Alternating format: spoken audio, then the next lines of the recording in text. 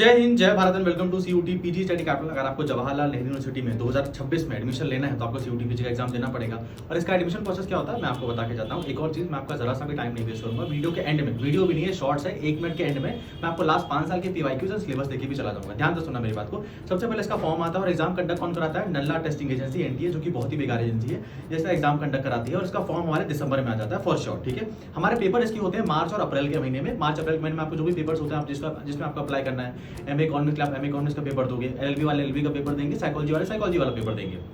ये पूरा process exam खत्म होते होते मार्च से अप्रैल हो जाता है। मई के महीने में अपन की फाइनल आंसर किया जाती है और अपन का रिजल्ट भी आ जाता है। उसके बाद जेएनयू अपने काउंसिलिंग पोर्टल को ओपन करता है। सारी सेंट्रल यूनिवर्सिटी अपने काउंसिलिंग पोर्टल को ओपन करती है। कुछ थोड़ा लेट ओपन करती है, कुछ थोड़ा जल्दी ओपन कर देती है। जेएनयू एज यूजुअल यहाँ पे सीटें बहुत कम है, बहुत फास्ट काम करता है, पोर्टल को ओपन कर देता है।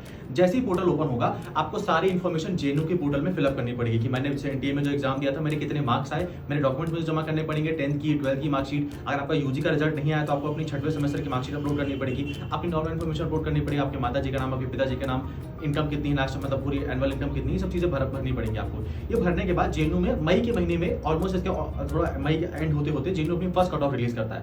फर्स्ट कट ऑफ जैसे ही जेएनयू की आती है तो ध्यान रखना जेएनयू में ऐसा first second third cut off नहीं आती है। जेएनयू में 1 2 3 कट ऑफ में पूरा एडमिशन प्रोसेस खत्म हो जाता है। एंड जेएनयू में तुम्हारे पास अपग्रेड फीस का ऑप्शन नहीं होता है। जेएनयू में बहुत बहुत बहुत बहुत कम सीटें होती है। ठीक है, मतलब मैं बता नहीं सकता इतनी कम सीटें होती हैं। 18 12 30 32 35 इतनी कम सीटें होती है जेएनयू में। तो जिसका पहले राउंड में आ गया उसी का हो जाता है। सीट अपग्रेड होने का चांसेस यहाँ पे ना के बराबर। एक और चीज, जेएनयू में डेप्रिवेशन पॉइंट नाम की भी कोई चीज होती है, उसको मैं इस वीडियो में कवर नहीं करूंगा, बट आपको बता देता हूँ।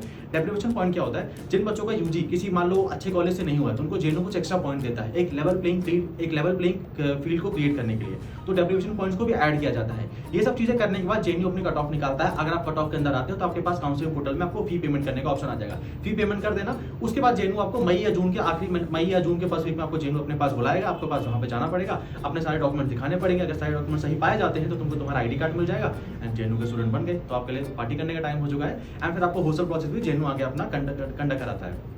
अब ध्यान से सुनो, आपको पीवाईक्यूज के बारे में नीचे व्हाट्सएप नंबर पॉपअप हो रहा होगा 9198451120।